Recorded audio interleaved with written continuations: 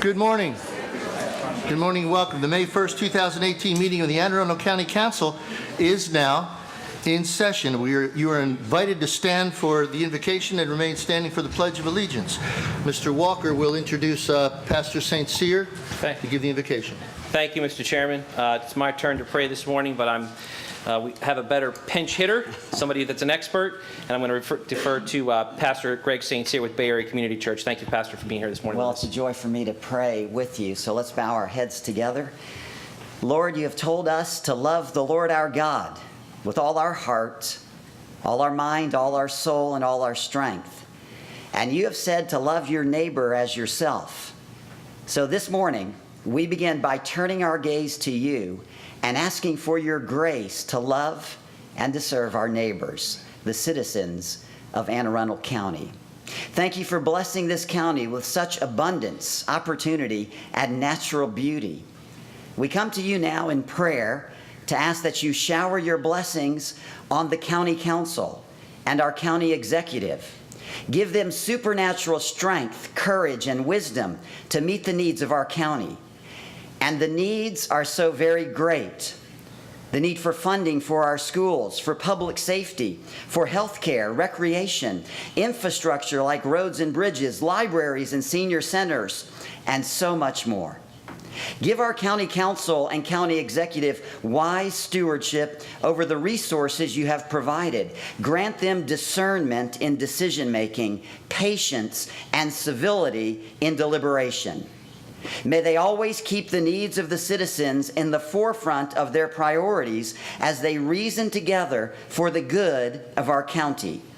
We pray that the citizens of Anne Arundel County would responsibly engage in the process and that the media would report faithfully. We pray for the support staff behind the scenes and especially for the county auditor who ultimately will bring about a balanced budget. Bless the work of their hands.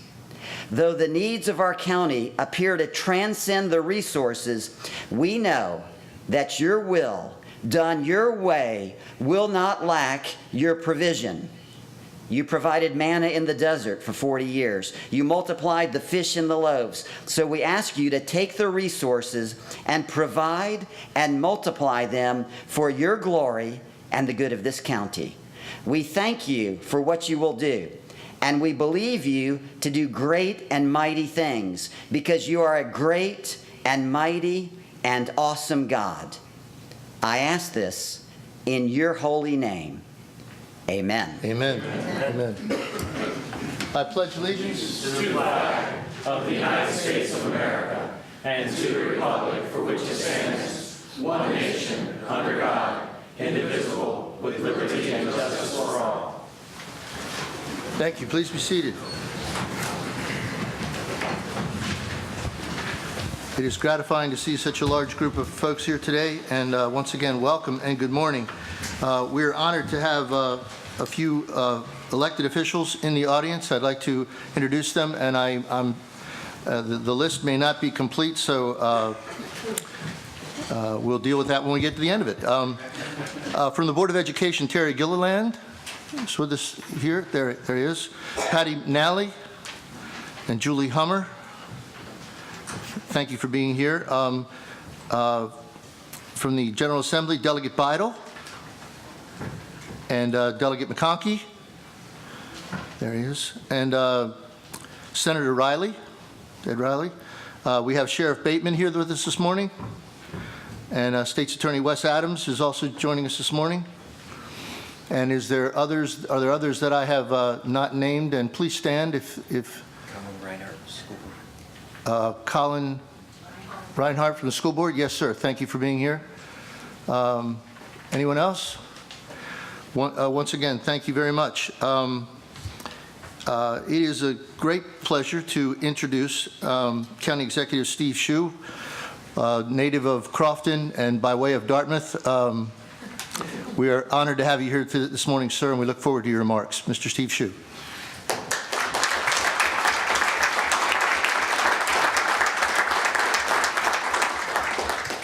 Thank you, and good morning, everyone. Before I begin my presentation, I'd like to offer or acknowledge a couple of other people who are present today. My friend Alan McCarthy, County Executive of Cecil County, is with us. Thank you for being here, County Executive.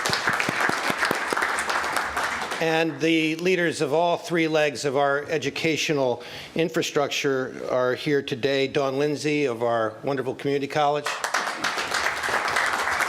George Arlotto from our pre-K through 12 system.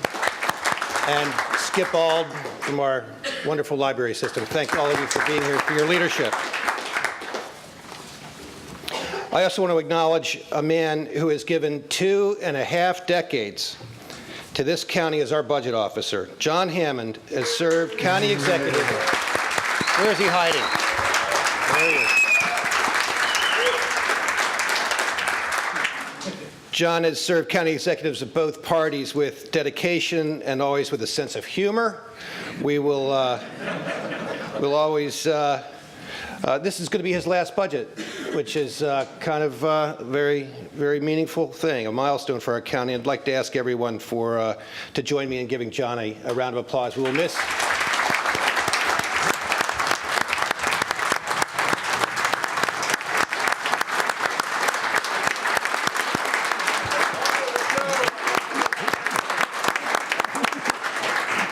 We will miss Santa Claus and his fire truck.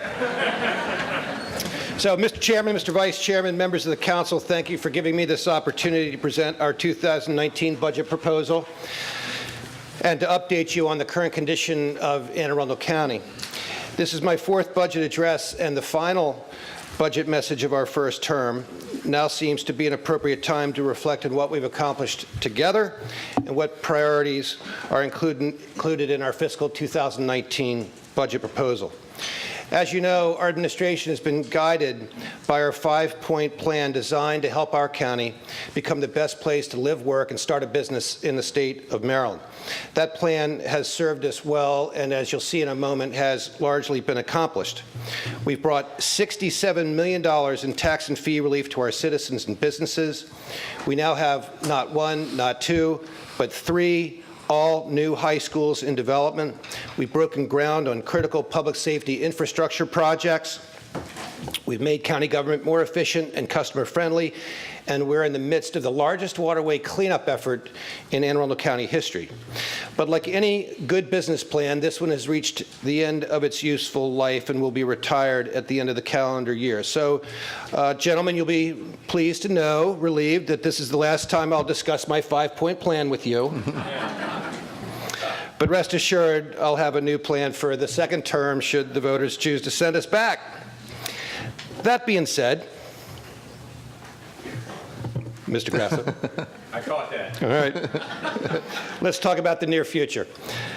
Our proposed budget includes property tax cuts, substantial pay and staffing increases for teachers, improvements in school security, and police compensation and record levels of road maintenance. I celebrated my 50th year in Anne Arundel County just a few months ago. When I was growing up, Anne Arundel County was still a rural backwater with a small population, a very small economy, and very little going on of statewide or national importance other than our wonderful Naval Academy and historic State House. All that has now changed. Anne Arundel County now has a $42 billion economy and a population that will soon surpass that of the city of Baltimore.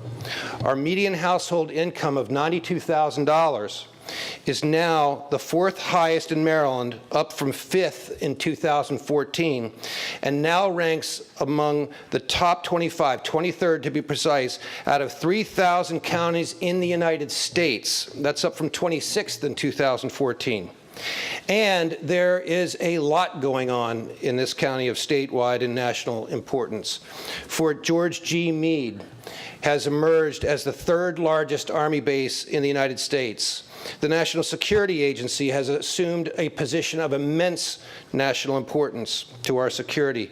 We are home to one of the largest gaming floors in the United States at Live Casino and Hotel. The city of Annapolis has emerged from 150 years of slumber to become one of the most popular tourist destinations on the East Coast.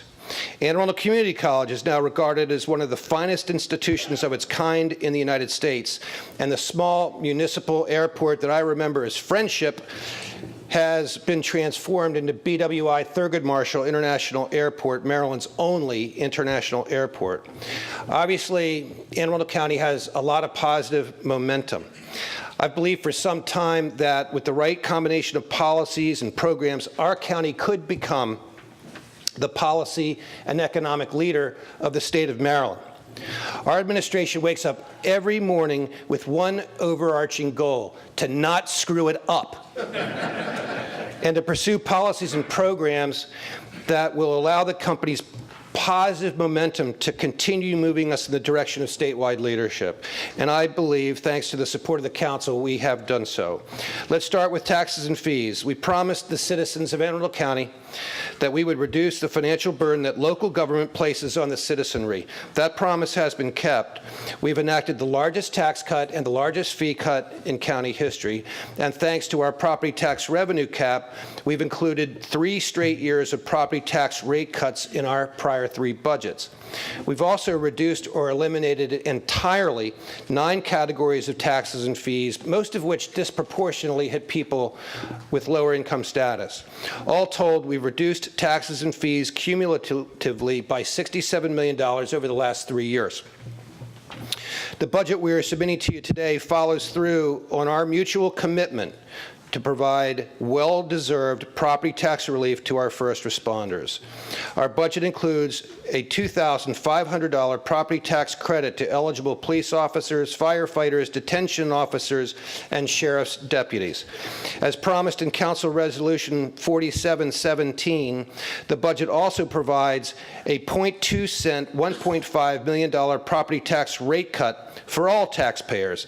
This property tax cut is the 4th year in a row of property tax rate reductions in Anne Arundel County. I don't know that any other jurisdiction in Maryland has done that. These property tax cuts fulfill my commitment to enact a significant tax or fee cut in every year of our administration. The combined effects of these various fiscal actions over the last 3 years and in the upcoming budget bring the cumulative total tax relief to $110 million. $110 million. We've demonstrated that government can reduce the tax burden on citizens while still providing excellent service and improving compensation for our teachers, first responders, and other county employees. Turning to education, as you well know, education is by far our largest budget priority in Anne Arundel County, as it should be. We are deeply appreciative of the efforts of our pre-K through 12 educators, our community college professors, and our incredible corps of librarians.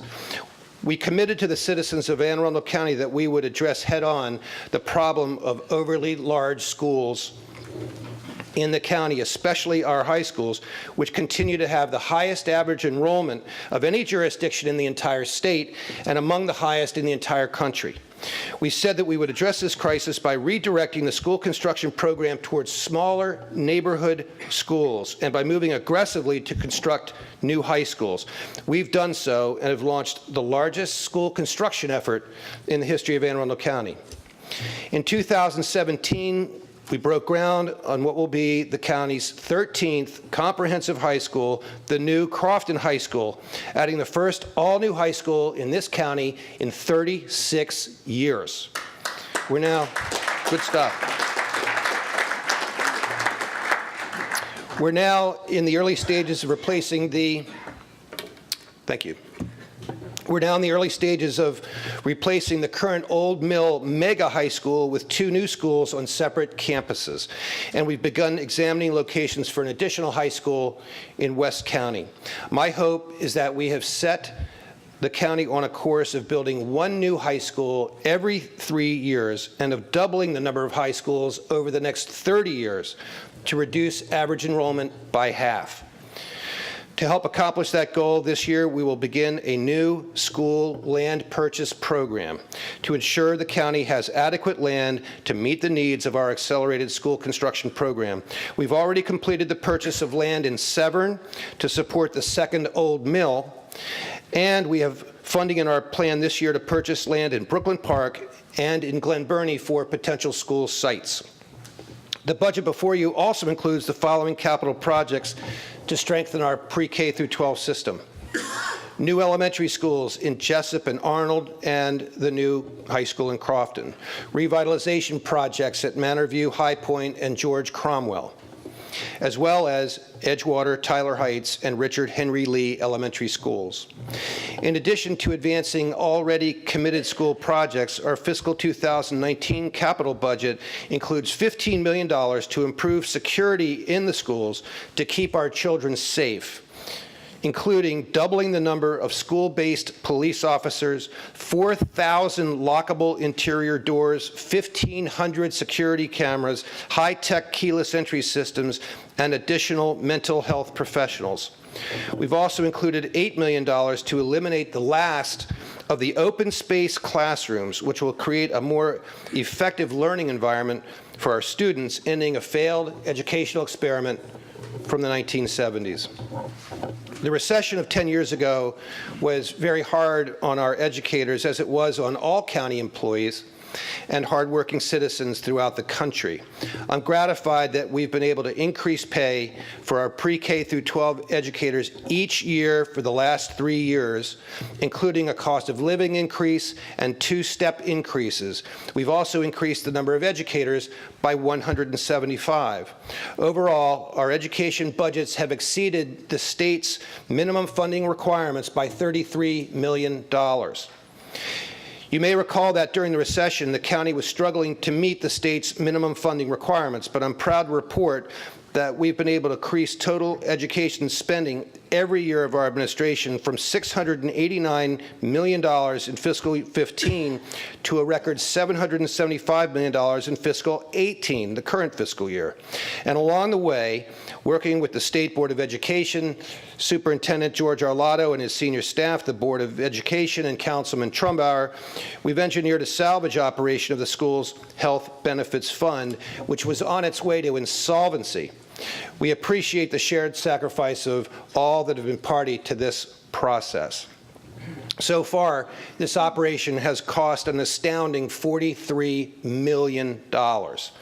We believe a robust health care plan is an important part of total compensation. In our fiscal 2019 budget proposal, we are recommending 2-step increases for our educators, one at the beginning of the fiscal year and one at mid-year. These increases reflect the ongoing strengthening of our local economy and the great work of these outstanding professionals. Just as importantly, we're providing the funds necessary to begin the multi-year process of decreasing what I believe is an emerging crisis in Anne Arundel County's pre-K through 12 system: unacceptable student-teacher ratios.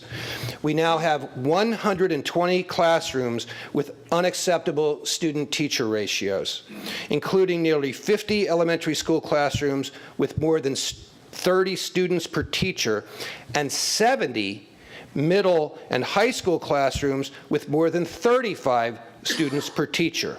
These ratios are inconsistent with a quality education. Our budget proposal includes funding for 50 additional teachers to reduce student-teacher ratios as part of a 2-year plan to eliminate all 120 of these overcrowded classrooms. Once we resolve this immediate crisis, we'll endeavor to eliminate all core classrooms with more than 30 teachers to 1 student. No, the other way.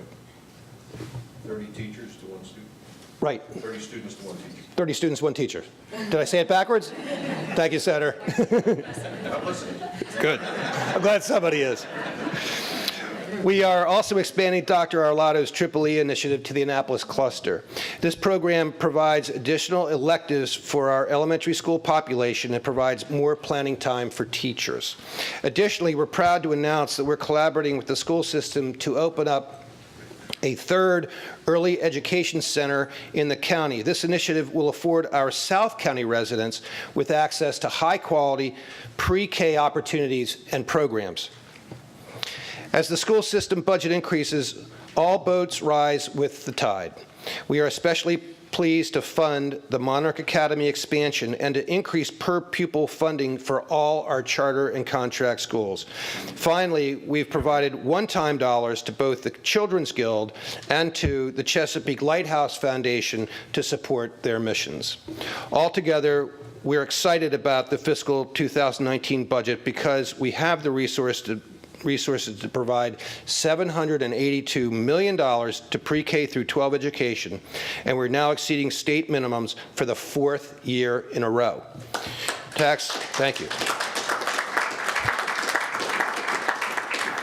Tax relief to citizens and quality education for our school children are not mutually exclusive. This budget proves that we can do both and make our education system the best in the state of Maryland.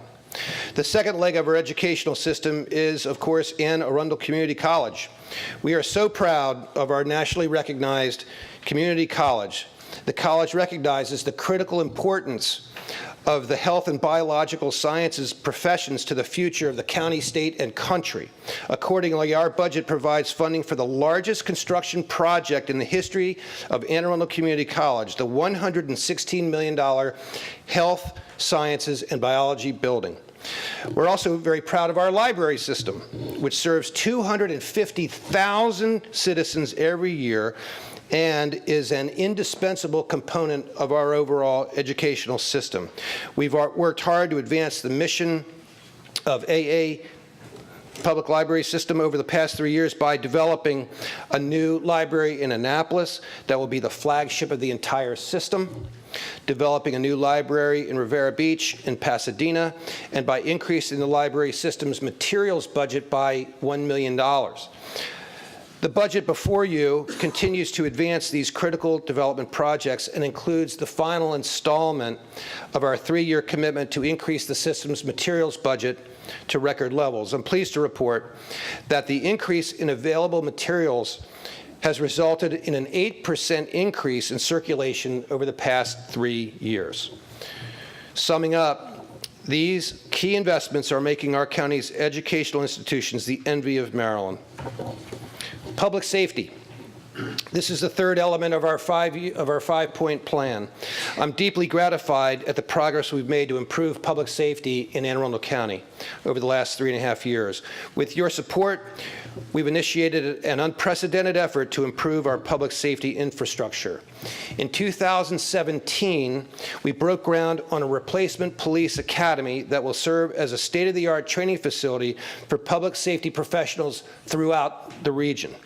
In 2018, we broke ground on the new central booking facility, which will alter dramatically law enforcement in Anne Arundel County and will, in effect, put 35 additional public safety professionals on the street rather than being tied up in administration and transport. 450 new public safety vehicles, and we've brought the average age of our fleet down to 3 years, which was our target. We funded 4 major fire station projects, including the new Lakeshore Fire Station, which will open for service this month. And we've started development or redevelopment of 3 fire stations at Galesville, Jacobsville, and Harold Harbor. On the operating side, we've added 80 new positions in public safety over the past 3 years as part of our effort to protect the public. And we've increased compensation levels of our first responders each year for the past 3 years. In terms of new infrastructure projects this year, our capital budget calls for installation of a new water supply tank in South County and EMS substations in Mayo and in Heritage Harbor that will help ensure better, more efficient response times. Our operating budget proposal for fiscal 2019 includes funding for 38 new public safety professionals, including 10 new firefighters, a down payment on our goal of staffing the department to 970 professionals. We're also including 20 new sworn officers in our police department. With these new positions and with the full-time equivalent staffing effect of the new central booking facility, we will have achieved our goal of increasing the number of sworn police officers in the county to 800. However, Our experience over the past 3 years has made it clear that despite our budgetary commitment to increasing the number of positions in the police department, we have not been successful in actually filling those positions with flesh and blood human beings. We've come to the conclusion that current levels of compensation are inadequate to attract the talent we need to fill the positions we've created. Accordingly, our budget request for fiscal 2019 includes a 2-year, 15% increase in police department salaries. We believe this adjustment is necessary to fill the seats that you, the council, have created over the last 3 years. Under our plan, starting police salaries will increase from $46,850 to $51,500. In addition, we're proposing to establish a starting bonus program to attract new police recruits. This program will provide a one-time $5,000 bonus to each new first-year recruit. These actions, combined with the $2,500 public safety property tax credit, will, I believe, enable us to reach full staffing levels in the police department. 3 years ago, we said we would make historic investments in every agency of public safety, and we have kept that promise. The fourth element of our 5-point plan is to improve government operations. We've made substantial progress in making government more efficient, customer-friendly, and quicker in its work. $50 million in new technology. We've implemented a cutting-edge 311 program that allows citizens to reach county government more easily and to enable the county to address any issues of concern. Approval times for permits have fallen dramatically.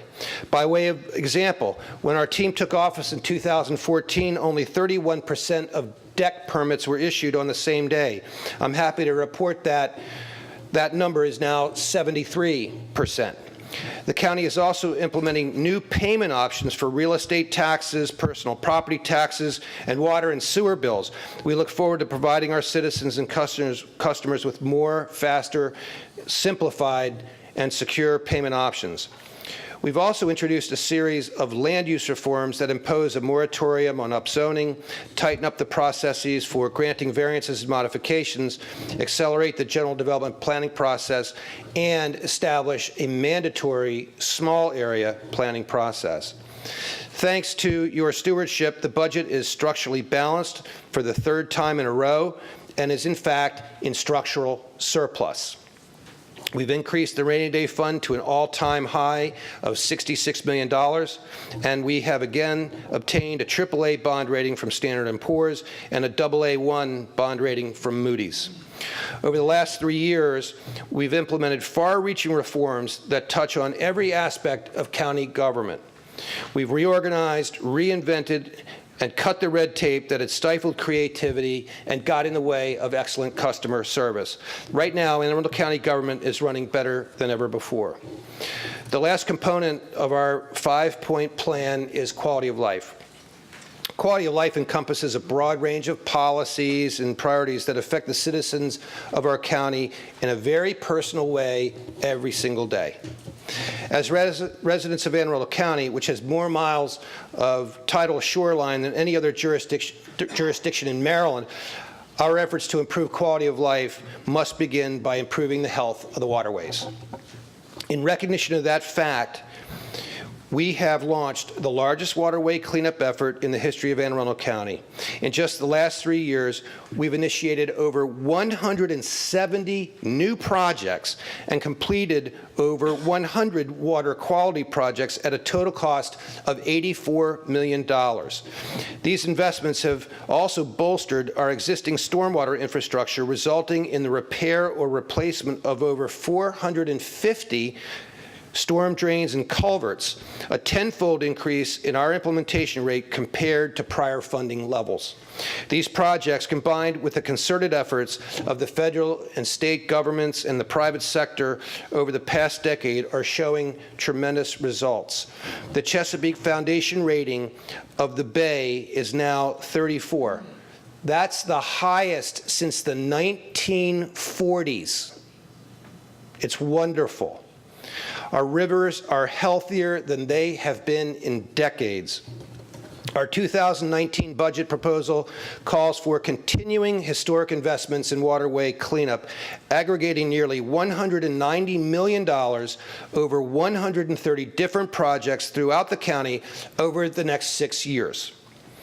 To further enhance our waterways, our budget calls for $5 million in dredging projects, including Rockhold Creek, a vital waterway and center of commerce in South County. Our quality of life is also affected by the quality of our roads. Historically, Anne Arundel County has never spent enough money to maintain its roads. Never. In other words, since the inception of charter government in the 1960s, every time the county has built a new road, that road immediately began a long-term process of deterioration. 3 years ago, with the council's support, we increased road maintenance funding by $9 million to $26 million. This was the first time the county had ever committed the funds required for stasis to stabilize the system and to prevent further deterioration. This year's budget proposal takes the historic next step of increasing the maintenance budget from stasis to $30 million, which will allow us to actually improve the road system over time. Critical road projects in our budget include Loch Haven and Maryland Route 214, a critical intersection along the Mayo Peninsula. We'll also be improving Edwin Rayner Boulevard, Riva Road, Odenton Road, and West Ordnance Road this spring, along with other roads across the county. Quality of life is also a function of our recreational infrastructure. 3 years ago, we launched a major effort to enhance the recreational amenities of our county. Since then, we've opened or begun development of 3 new trailered boat ramps as part of our long-term effort to open a boat ramp on the north and south shore of every major river in the county.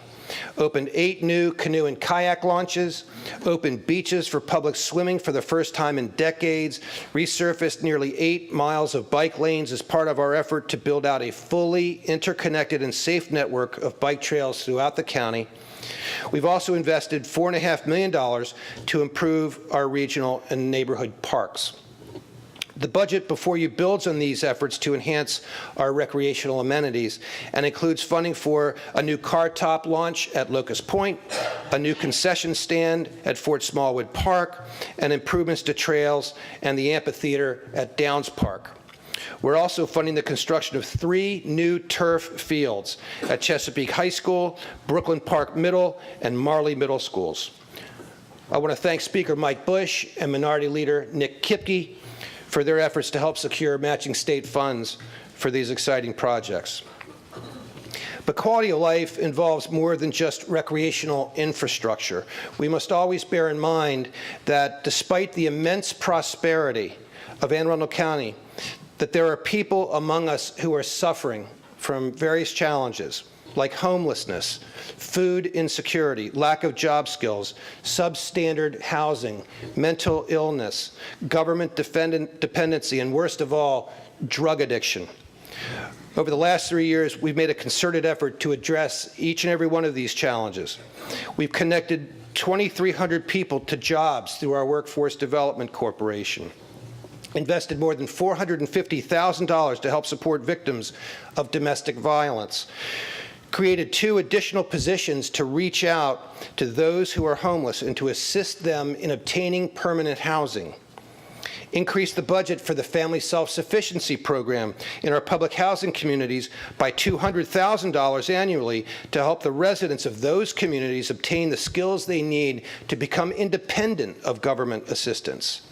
I'm pleased to report that thanks to these efforts and to our strong local economy, the number of people dependent upon cash assistance welfare has fallen by 24%, and the number of people on food stamps has fallen by 22% since 2014. But those numbers are just numbers. What they really mean is that thousands of people have taken responsibility for their own lives, ended their dependency on government, and regained their pride and self-respect. Wonderful. Our 2019 budget proposal calls for additional investments to address these societal challenges. A $225,000 grant to the YWCA to combat domestic violence. $85,000 in grants to address food insecurity, and $200,000 to support the Family Self-Sufficiency Program. But what is your quality of life if you're addicted to heroin? Heroin and synthetic opiates are wreaking havoc on our county, state, and country. I want to thank the County Council for the priority it has placed on funding the various initiatives that our administration has pursued to address this crisis. We've implemented nearly 40 different programs and operational initiatives at a cumulative cost to the county of more than $50 million over the past 3 years. Despite the immensity of the resources we've deployed in this effort, in 2017 we experienced over 1,000 overdoses and 154 fatalities. In effect, that's 3 overdoses a day and 2.5 fatalities a week. But there is hope. The number of overdoses overall is down 10% so far this year, and nearly 700 people suffering from addiction have presented themselves to one of our police or fire stations to ask for help as part of our Safe Stations program. And our Not My Child educational program has been presented to more than 120 audiences, reaching citizens across Anne Arundel County and beyond. Thousands of people have seen or attended our presentations. I do believe that we are at the beginning of the end of this nightmare. Our fiscal 2019 budget continues to advance our efforts to eradicate opiate addiction from this community. We're proposing a $2 million grant to Baltimore Washington Medical Center to assist their efforts in expanding the number of drug treatment beds in the county. And I believe I failed to acknowledge Karen Olskamp at the beginning of our presentation. Thank you for being here, Madam President of BWMC. A $250,000 grant to Samaritan House to support their opioid addiction treatment efforts, and $659,000 in funding for our crisis response program. These quality of life efforts, waterway cleanup, recreational amenities, and extending a helping hand to people with challenges are making life better for all our citizens. Let me conclude by pulling it all together. Overall, we are requesting that the Council authorize an operating budget of $1.59 billion. Our spending plan directs 51% of this budget to pre-K through 12 education and 56% to all education, including the community college and library system. Public safety will account for 19% of spending next year under our proposal. We're requesting a capital budget program of $1.57 billion. 50% of this budget is devoted to pre-K through 12 system construction projects and 58% to education broadly defined. Public safety will account for 5% of all capital spending. I'm proud of all that we've accomplished together. Over the last 3.5 years, we set out an ambitious goal, an ambitious agenda with 5 key priorities, and ladies and gentlemen, we have kept our word. I believe, thank you. Thank you. I believe this budget will bring that 5-point plan to closure and will help make Anne Arundel County the best place to live, work, and start a business in Maryland. And before I leave the podium, I want to rectify what is the worst of rookie errors when you make a public presentation, failing to acknowledge your wife and mother who are here today. Thank you for being here. Thank you, and God bless.